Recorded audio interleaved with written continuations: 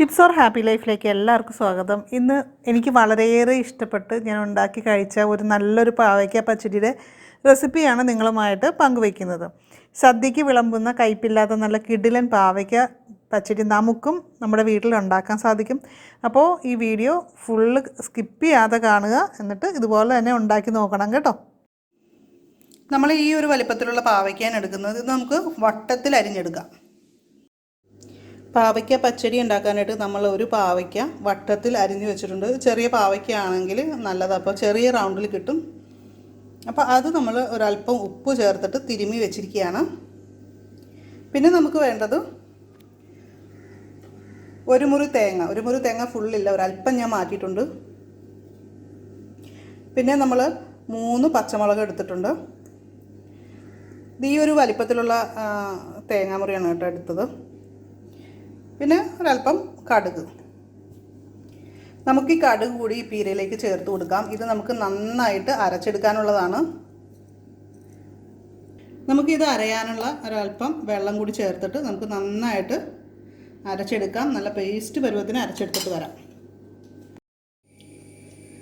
അപ്പോൾ നമ്മുടെ അരപ്പ് ഈ ഒരു രീതിയിൽ നന്നായിട്ട് അരച്ചെടുത്തിട്ടുണ്ട്.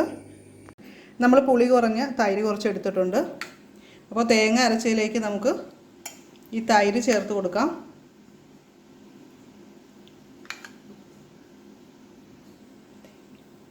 നമ്മളൊരു 4 സ്പൂൺ എടുത്തിട്ടുണ്ട്. അപ്പോൾ അത് നന്നായിട്ടൊന്ന് മിക്സ് ചെയ്ത് വെക്കാം. അതിലേക്ക് നമുക്ക് ഉപ്പ് ചേർത്ത് കൊടുക്കാം. നമ്മൾ അരപ്പിൽ ഉപ്പ് ചേർത്തിട്ടില്ലായിരുന്നു, അപ്പോൾ അതുകൊണ്ട് ഇതിനുള്ള ഉപ്പ് ചേർത്ത് കൊടുക്കാം.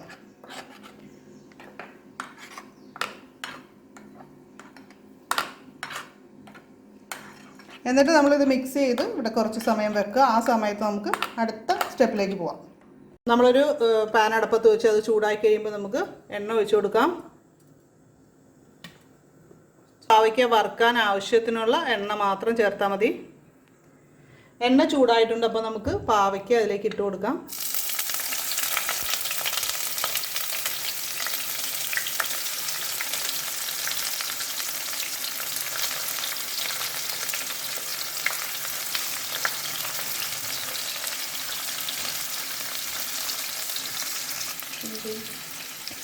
പച്ചടി ഉണ്ടാക്കാനായിട്ട് എടുക്കുമ്പോൾ വലിപ്പം കുറഞ്ഞ പാവയ്ക്കയാണ് നല്ലത്, വണ്ണം കുറഞ്ഞതാണ് നല്ലത്. അപ്പോൾ കുറച്ചുകൂടി ചെറിയ റൗണ്ടിൽ നമുക്ക് കിട്ടും. എന്നാലും ഇതിപ്പോൾ വറുത്ത് വരുമ്പോൾ ചെറുതായി കൊള്ളും.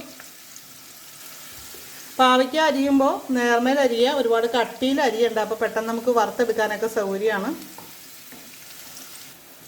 അപ്പോൾ നമ്മുടെ പാവയ്ക്ക ഈ ഒരു പരുവത്തിന് റെഡി ആയിട്ടുണ്ട്. അപ്പോൾ നമുക്കിതിന് കോരിയെടുക്കാം. ഇനി നമുക്ക് ബാക്കിയുള്ളതും ഇതേപോലെ തന്നെ വറുത്തെടുക്കാം.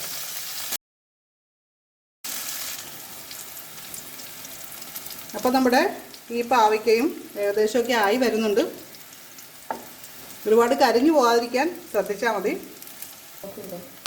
അപ്പോൾ നമുക്ക് തീ ഓഫ് ചെയ്യാം. ഇനി നമുക്ക് ബാക്കിയുള്ളത് എടുക്കാം.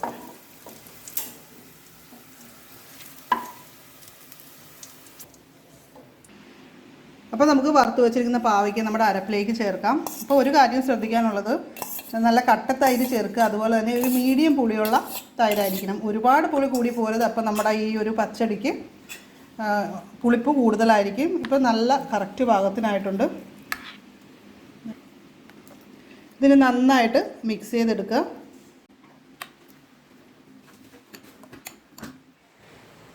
നമ്മൾ പാൻ അടുപ്പത്ത് വെച്ചിട്ടുണ്ട്. അപ്പോൾ ഇതിൽ ഓൾറെഡി കുറച്ച് എണ്ണയുണ്ട്. അപ്പോൾ എണ്ണ ഇല്ലെങ്കിൽ നമ്മൾ വറുത്ത് കഴിഞ്ഞ് ബാലൻസ് ഇല്ലെങ്കിൽ ഒരല്പം എണ്ണ ചേർത്ത് കൊടുക്കണം. അപ്പോൾ നമ്മൾ ഇനിയിപ്പോൾ താളിക്കാനാണ് പോണത്. അപ്പോൾ നമുക്ക് കടുക് ഇട്ട് കൊടുക്കാം. 1 ടീസ്പൂൺ കടുക് ഇട്ട് കൊടുത്തിട്ടുണ്ട്.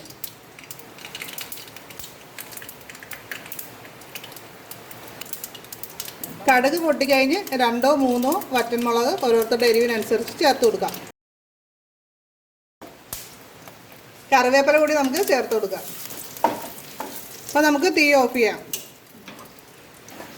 അപ്പോൾ ഇനി നമുക്ക് എണ്ണയോടുകൂടി നമ്മുടെ കറിയിലേക്ക് പച്ചടിയിലേക്ക് ചേർത്ത് കൊടുക്കാം.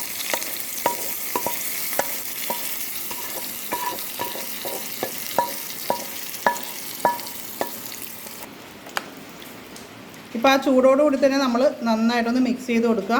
നമ്മുടെ ഈ അരപ്പ് നമ്മൾ ചൂടാക്കുന്നില്ല. അപ്പോൾ ഈ പാവയ്ക്ക വറുത്ത ആ ഒരു പാവയ്ക്കയെ നമ്മൾ ചൂടോടുകൂടി തന്നെ ഇതിലേക്ക് ചേർക്കുന്നുണ്ട്. അതുപോലെ തന്നെ നമ്മളിപ്പോൾ താളിച്ച് ചേർത്ത ആ 2 ചൂടിലാണ് ഇത് റെഡി ആവുന്നത്. അപ്പോൾ എല്ലാവരും ഇത് തയ്യാറാക്കി നോക്കണം, എന്നിട്ട് എങ്ങനെയുണ്ടെന്ന് പറയണം.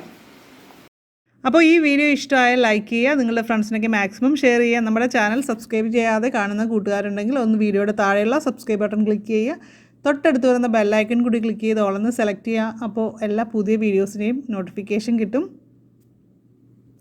അപ്പോൾ നമുക്ക് മറ്റൊരു വീഡിയോയിൽ വീണ്ടും കാണാം. നന്ദി, നമസ്കാരം.